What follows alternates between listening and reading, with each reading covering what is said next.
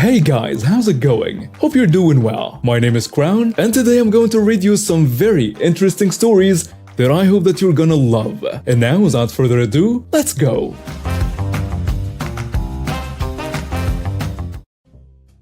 Okay, so this story takes place over 10 years ago. I'm from Saskatchewan, Canada, and if you know our winter Tims, then you will understand why I was so excited to go to Texas to visit my dad and stepmom over the holidays. However, let me just say that their winter weather is like my spring weather, so I was in shorts and tank tops basically the entire time. Now that I have given a little bit of information, let me introduce you to the players of this story. You have me, a 16-year-old female who is a stereotype Canadian polite until you push me too far. You have entitled mom who is truly the definition of a Karen. You have an entitled dad who believes women needs to do what he says and serve him. And you have their son, who looked to be around 6. So let me set the stage. Target, week after Christmas, and me in a pair of shorts that were not that short and were bought for me by my mom, who is a traditional teacher and who made sure I was always appropriately dressed, and a tank top that showed a little skin. Again, my mom had bought it for me. I was out shopping with my stepmom and was looking at clothes as she needed to get some groceries. As I was looking around, I was listening to my music, both headphones in, when all of a sudden my headphones were ripped out of my ears and this lady started yelling at me. This is the conversation, most of which I remember, as it was just that crazy. Where are your parents? I'm sorry, what? Is something wrong? I said, where are your parents? Or are you too stupid? Listen, lady, I don't know what your issue is, but please leave me alone. No, where are your parents? Why are you wanting to know? Because you're too young to be by yourself and are dressed like that. I will call the police.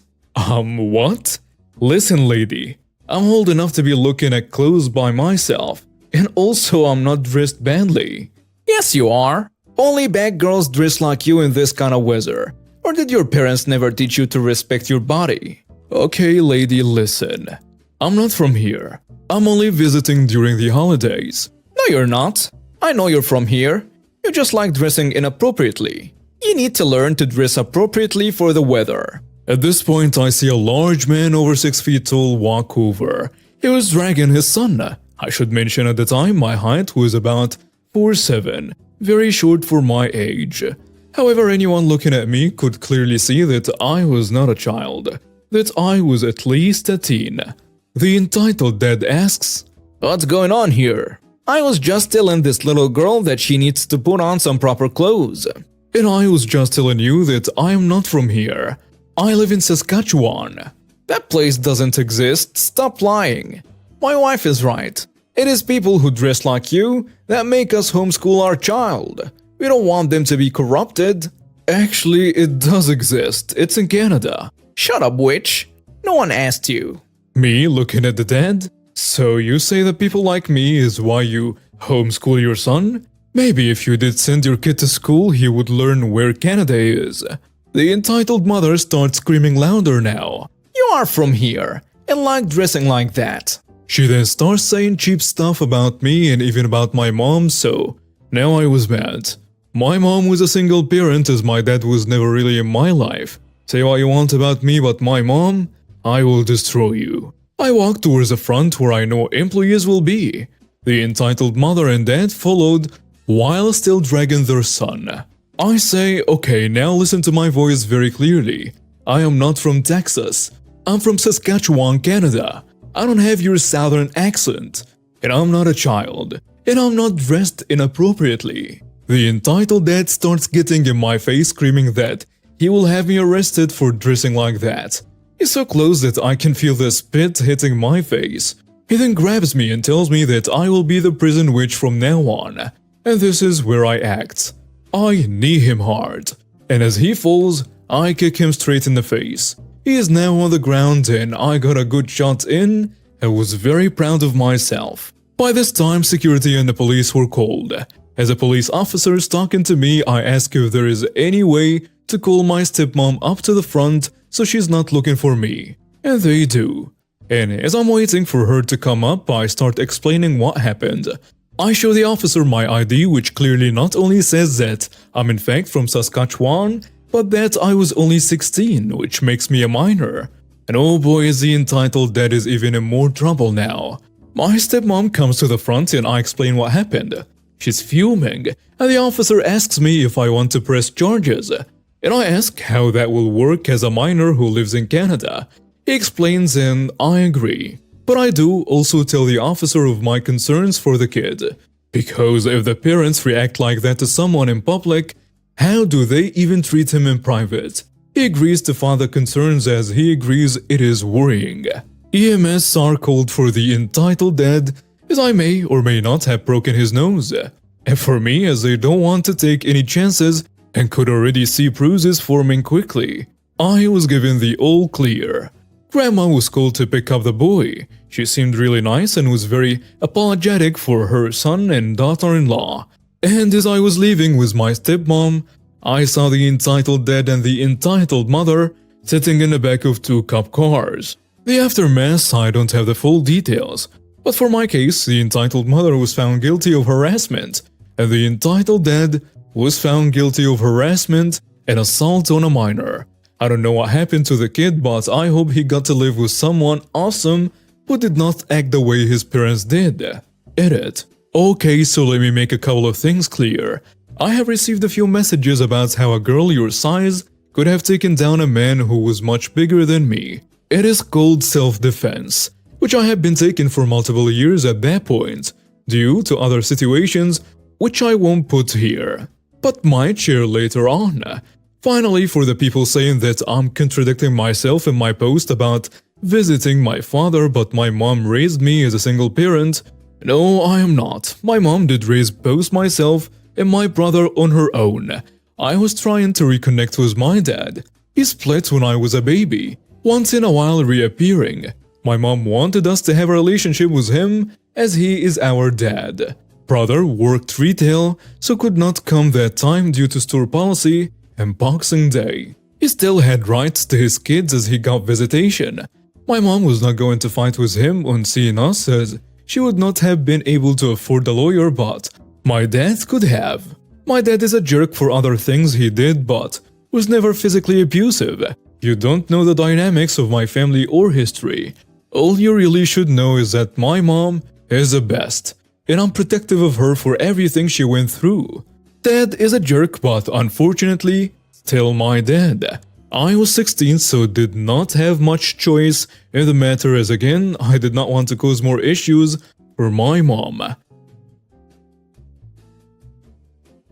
While in university, I was working in a popular supermarket chain as a team leader. I worked evenings, so this meant that I was essentially in charge of the checkouts as there were no managers in. I wore a headset, and if the cashiers needed assistance, they would buzz me and I would go help. It wouldn't say what help was needed on the headset, just which number checkout. One night I was in the middle of the store putting away some abandoned items. My headset tells me checkout 4 needs help. I'm on it. As I'm walking over, checkout 8 also buzzes in. Fine, I will go there next. It takes a good couple of minutes before I get to checkout 4. Some discounted items weren't going through and I needed to authorize something. It took about 3 minutes to put through all the items that the customer wanted, and then I made my way over to checkout 8. As I approach, I can hear this guy causing a scene. He is moaning about how long I'm taking and how incompetent we clearly are.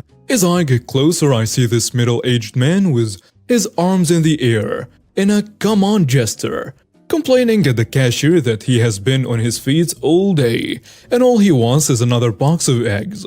I'm super polite and ask how can I help. He turns with the biggest frown and I fully expect him to rip me a new one. But alas, he suddenly looks sheepish and his body visibly shrinks in with shame. You see, Redditors, I was 8 months pregnant at the time and it's big as a house. The cashier explains that the eggs the man chose are broken and he needs a new box. Immediately he says, "Oh, I can go get them." There isn't even a queue behind him. He could have gotten them at any point. I say, no, that's okay, sir. You've been on your feet all day. Let me get your eggs for you. I waddle away and I take my time. And boy, was that embarrassing for him. My parents owned a laundromat for a few years. I posted before how my dad used to, and still does, think that his stuff did not stink, and he can do anything he wants. Well, he learned one day that, unfortunately, that wasn't always the case. Their laundromat was next to a bar, and the bar patrons would always take the spots right in front of the laundromat. Our best guess was because the bar's door was on that side and the open towards the laundromat, so the people were lazy and didn't want to walk around the door. My parents, with permission from the landlord, put up signs for the 3 spots in front of the laundromat saying, "Laundromat parking only. All other vehicles will be ticketed or towed." They figured that would be enough to deter people. But evidently not. People would still park in the spots. So my parents ended up calling bylaw and giving people tickets. I think the ticket was like $50 or something, so some people weren't happy about it. And that's where my entitled dad comes in. I wasn't actually there for this part, so I only have my parents' and brother's story to go off of, as well as the security footage. But here is what happened. Someone from the bar got a ticket and came up to the door, which was propped open, to ask my parents why he had gotten a ticket. My mom explained that he had parked in the laundromat parking lot and wasn't a laundromat customer. He said something along the lines of, "You can't do this." My brother said, "Yes, we can. We have the landlord's permission." The guy kicked the door and got into his car. This is the start of what I can see on the security footage too. My brother, who is a bit entitled himself too, grabbed the bag that we kept under the front desk and stood at the door. The guy and his buddy almost left when he came back to the door. He said, "This is ridiculous. I can't afford this ticket."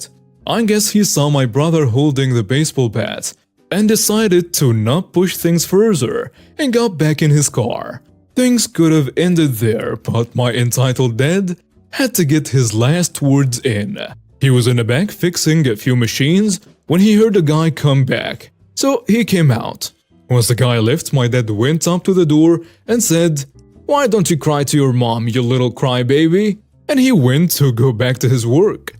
The guy did not like that and came inside this time, throwing the items my mom had on her desk across the store. My dad grabbed him and put him in a headlock, but the guy got loose and threw my dad into one of the machines.